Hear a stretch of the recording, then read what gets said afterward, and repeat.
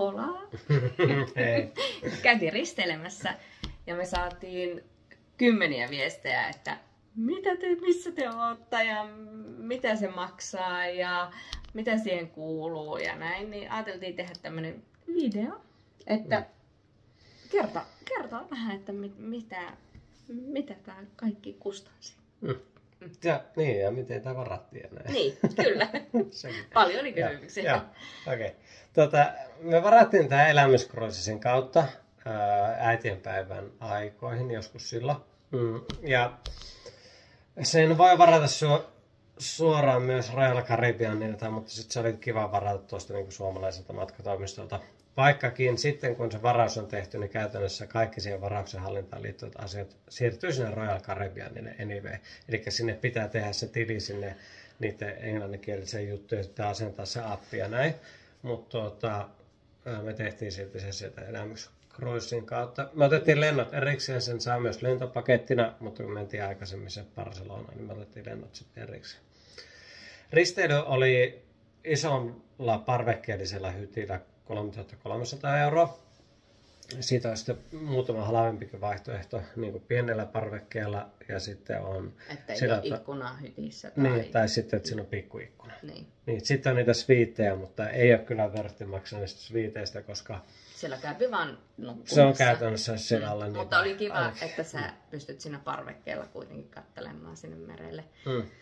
Niin, ja meillä oli merinäköalalla, että sen saa valita siinä paras vaiheessa, jos on vapaana. Että... Ottaako se sinne laivan tai sisäpihalle? Kyllä. Vai meren puolelle. Näin. Ja sitten siihen 1300 lisäksi siihen tulee tipit. Se on niinku 150 kutakuinkin per henkilö per viikko. Niin.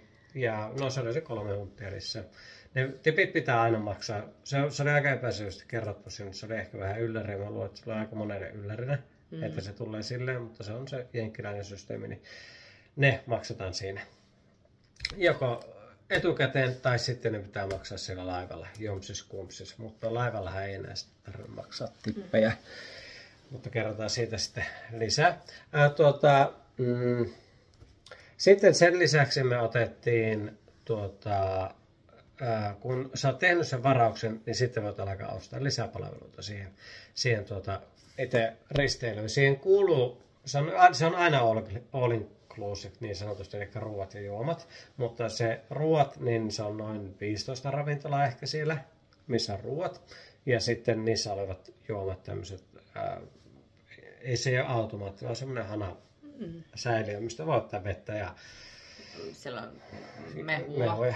Käytännössä niin tämmöisiä juttuja, että vesipullotkaan ei kuulu siihen. Ja sitten siellä olemassa niin kuin juomapuolella niin voi ottaa semmoisen classic soda package, niin se on joku, aina kaikki lisäpalvelut pitää ottaa niin, että jokainen hytissä ostaa sen. Ei voi ostaa vain yksi sitä. Että se on niinku huomioitava. Ja se soda package oli joku ehkä olisiko 10 paikkeilla ollut per henkilö per päivä. Sitten ostaa koko ajaksi. Sillä saa vetää limppareita. Eli siellä oli semmoisia limppariautomaatteja. Eli tulee semmoinen niinku juomapullo oli siellä huoneessa, mihin sä voit laittaa sitä limppareita. Ja niissä limpparikonneissa oli varmaan 40 erilaista limpparia. Niitä on aika monta siellä laivassa. Niitä on siellä täällä niitä limuautomaatteja. Tosi monella oli se. Niin on. Joo, tosi monella oli se, että se kuitenkin helpottaa sitä, että vähän niin kuin laajempi. Ei se nyt sinänsä herää kallis. Sitten siitä on olemassa toinen vielä, niin kuin alkoholit on semmoinen kuin refreshment package. Niin siihen kuuluu sitten myös kaikki erikoiskahvit. Eli muuten sä saat niinku kahvia, niin saat noista ravintoloista niinku termarikahvijuttu on aina, se on kyllä freshia ja sitä on aina tarjolla. Mutta sitten siihen toisen kuuluu kaikki erikoiskahvit ja kaikki semmoiset. Sitten smoothiet, tuore puristetut tuoremehut ja kaikki moktailit ja sitten pullovettä. Saa ottaa. Se on tosi kätevä, kun lähtee vaikka maihin ja näin, niin siinä aina kun lähtee laivasta, niin siinä on semmoinen kaifari, jolla on kaikkia juomia. Ja energiajuomat kuuluu kans niin joo, siinä voi vetää Red Bullia niin, että saa syökohtauksia, jos haluaa. Että ne kuuluu kans siihen, jos siltä tuntuu. Meillä oli se paketti täällä. Meillä oli se, ja se oli, riippuu, se on ehkä joku 32 € per henkilö per päivä, normihinta. Mutta sitten jos sä teet sen varauksen, niin älä tilaa niitä, ne voit ostaa myöhemminkin. Tai jos sä ostat myöhemmin, niin sä voit täydellä hinnalla peruakin sen myöhemmin. Niin kannattaa seurata sitä hintaa, koska siellä tulee alennuksia ihan hulluna. Esimerkiksi Black Friday, niin on käsittääkseni kaikkein halvimmillaan. Mutta mä seurasin tosi tarkkaan näitä hintoja, niin me saatiin sellainen tyyli 19 € per henkilö per päivä. Että olisi sen 400 mennyt sitten siihen. Mutta se oli vörtti, koska se laiva on yli 400 metriä pitkä. Ja sillä refreshment packagella saat missä tahansa ravintolasta mitä tahansa alkoholittomia juomia. Niin sulla on aina se ravintola joku siinä, mistä sä saat sitä juomaa. Eikä tarvitse kävellä, teekö maratonia joka kerta jonkun juoman perässä. Se oli kyllä mun mielestä ehdottomasti sen arvoinen. Ja siihen kuuluu se soda package myös, eli saa kaikki ne näin ja sitten saa sen limuautomaatin. Ja sitten on vielä deluxe-paketti. Niin, sisältää sen lisäksi kaikki alkoholit. Että sitten se voi ottaa prenkkua siellä missä tahansa tykkääkään, mutta sitä me ei otettu. Se on aika arvokas, olisi se joku yli 70 niin, per henkilö per päivä. Ja sitten, että se pitää ostaa kaikille sitten siinä hytissä. Drinksut, kaikkia voi ostaa tietysti. Niin kuin baareista erikseen. Eli drinksut on jossain 15 $ paikkeilla ja näin, mutta aina tulee siis tippi päälle. Se on 18 pinnaa, muistaakseni. Niin, joo, kaikkeen lisätään aina tippi. Niin, että sillä 70, niin kyllä sillä saa se varmaan 5 drinksua päivässä tai enemmän, niin sitten se kannattaa ottaa. Sitten me otettiin lisäksi tuommoinen kuin teki. Vippipassi. Siitä ei ollut mitään hyötyä. Ei. Oikeastaan käytännön hyötyä. Me otettiin, mutta me ei ole sitä otettu, jos olisi ollut niin sen hintainen kuin se normaalisti on. Mutta siihen tuli joku superalennus 6000, niin siihen kuului netti siihen vippipakettiin. Ja sitten kun me katsottiin, kun se nettipaketin hinta ei kuitenkaan laskenut, niin me oli sama ottaa se vippi, kun saatiin sitten sillä alennuksella samalla hintaa. Se oli kans sen 400 kutakuinkin se viikko molemmille netti. Niin. Ja sitten sai sen vipin, mutta siinä vipissä on niin kuin, ei varsinaista semmoista niin kuin vippiä. Se on ehkä niin kuin se sisäänkirjautuminen laiva on vähän sujuvampi ja siinä saa semmoisen tosi mahtavan niin kuin sisään kirjautumislounaan tai päivällisen ruokailun. Kyllä. Ja sitten lähtöpäivänä saatiin sitten vähän niin kuin parempi aamiainen, mutta ei ole kyllä missään nimessä sen arvon. Ei sitä saa oikein mitään. Mutta se netti kuulut, jos se saa halvalla, mutta muuten niin netti sitten ehkä, että kuitenkin, koska nettihän ei siellä merellä toiminut. Me nyt otettiin se toimi tosi hyvin ja oli tosi kiva, kun se netti oli siellä laivalla. Kyllä. Niin.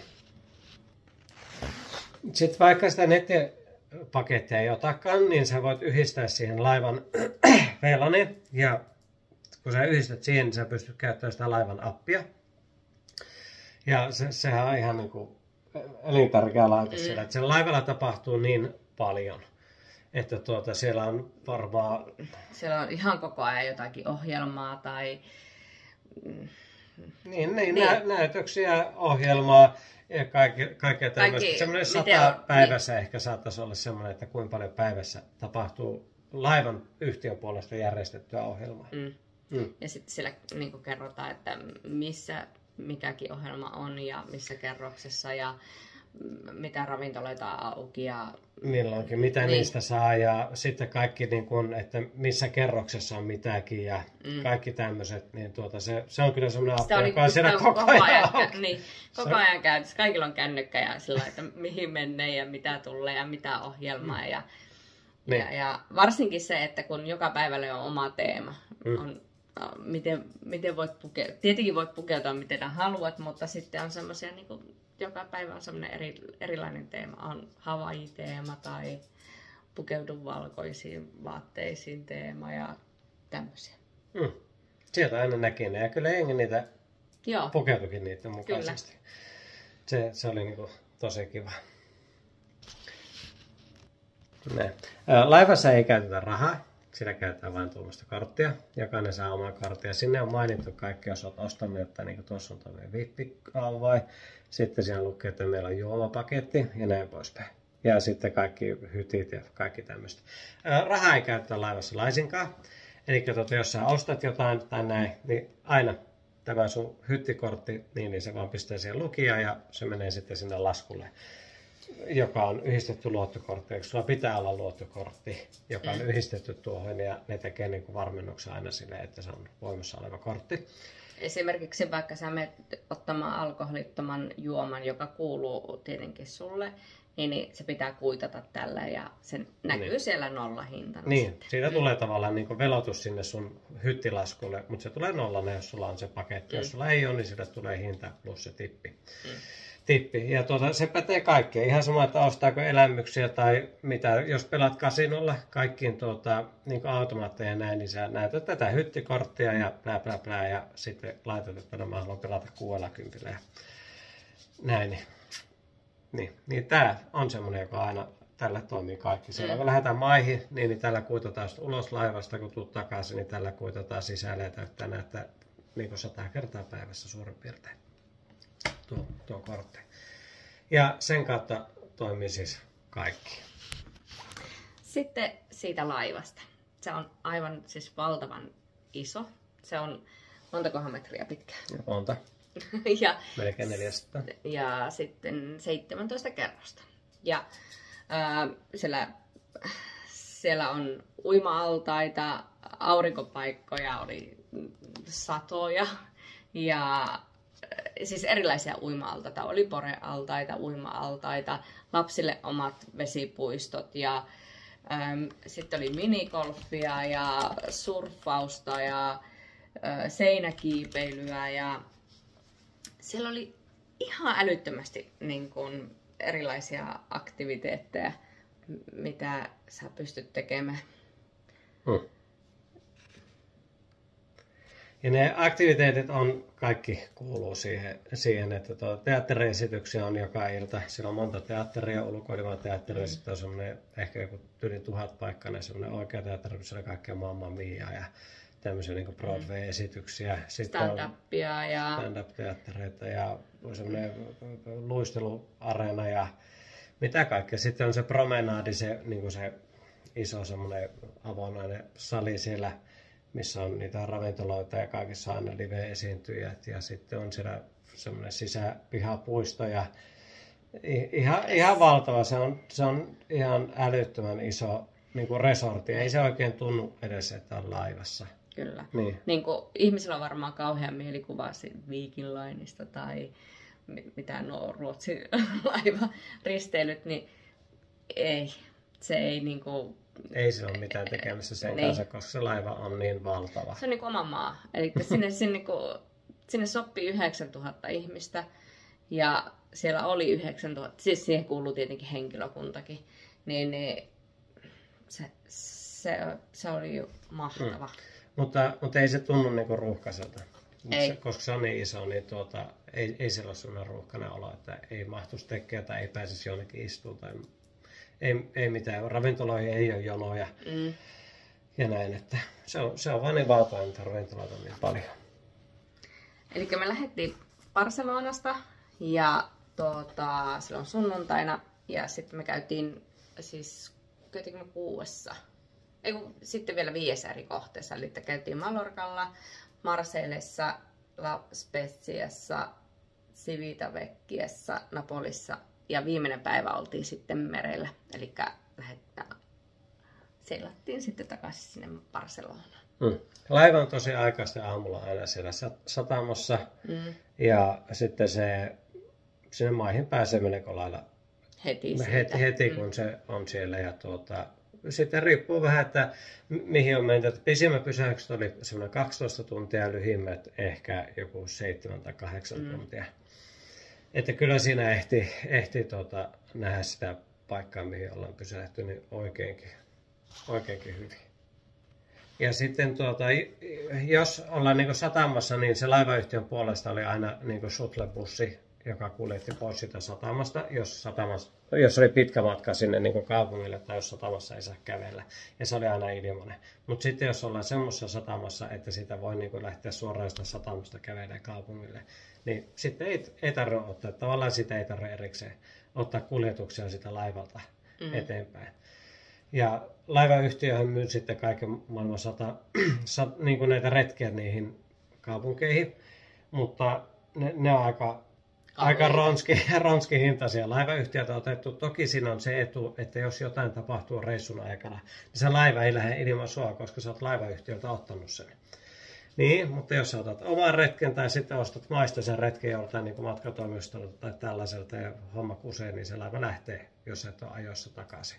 Ja niitä tapahtui tälläkin reissulla, kun juteltiin ulkomaalaisten kanssa siinä pöyvissä ja näin poispäin, niin päivällisellä, niin ne oli jäänyt ryhmiä tulematta takaisin ja ne jää sitten maihin. Että siinä on se, mutta kun se suunnittelee hyvin ja on järkevä se aikataulu ja tämmöisten kanssa, niin ei se kyllä ole ongelma. Ja heti kun tulee laivasta ulos, niin siellä on niitä myyjiä ihan tosi paljon. Että esimerkiksi niin Civita Vecchia, se on niin Rooman esikaupunki, aloit siitä 70 kilsaa Roomaa. Niin siinä oli varmaan 30 siis myyjää, erilaisia retkiä tämmöiset, että sä pääset suoraan laivasta ulos ja murto-osalla siitä, mitä laivayhtiö pyytää, niin ne saa otettua retkeä, hypättyä ilmastointitaksia näin ja tehtyä suoraan sinne ja varmasti ehtii kyllä takaisin. Että ne, jotka ei tulematta, niin ne oli tehnyt tosi hölmöjä ratkaisuja. Eli luottivat esimerkiksi italialaiseen juna-aikatauluun. Joka meillä meinasi käydä. Niin, meillä meinasi käydä näin, mutta ei käynyt, koska me oltiin fiksuja sitten loppujen lopuksi kuitenkin. Sitten tämmöiset niin kuin käytännön asiat ja niin kuin, mitä me ollaan itse mieltä reissusta, niin tämähän on siis maailman paras tapa lomailla. Joka aamu, kun sä herraat, oot uudessa kohteessa ja mä menen ihan sanattomaksi. Oli kyllä niinku ihan mahtava reissu. Ei, niinku, parempaa reissaamista ei ole. Ja kun se lento oli vain 4 tuntia Helsingistä sinne, ei ole aikaeron rasitusta laisinkaan, kun kello heittää vain 1 tunnin.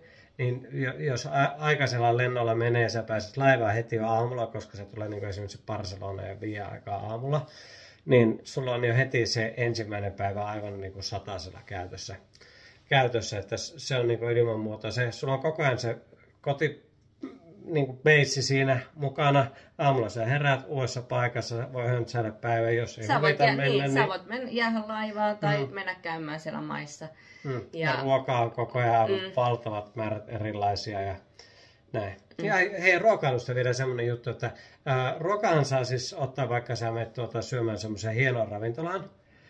Siis semmoisen niin maksulliseen ja kaavalle ja näin, niin se on aina kiinteä hintainen, eli se on vaikka 50 se ruokailu ja sitten anna palaa. Että vaikka siellä on alkuruot, pääruot, jälkiruot erikseen, niin sä voit ottaa 3 alakoruokaa, 4 pääruokaa ja 4 jälkiruokaa. Ja se on vaan se 50. Niin. Se levisi meidän aika niin kuin myöhäisessä vaiheessa vasta. Me ei tosin käytykö yhden kerran semmoisessa ravintolassa, koska ne ilmaisetkin ravintolat on niin valtavan hyvätasoisia. Kyllä. Niin, mutta ja niihin on olemassa myös ruokapaketteja erilaisia, että sitten kun olette varannut sen ja teillä avautuu se valikoima, että mitä lisäostoksia te voitte tehdä, niin se on aivan valtava.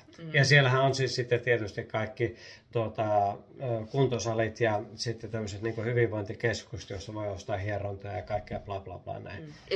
Video katkesi. Niin siellä on niitä hyvinvointikeskuksia ja tämmöisiä, mistä voi ostaa lisää palveluita ja aina tänne ne ostetaan. Meidän meni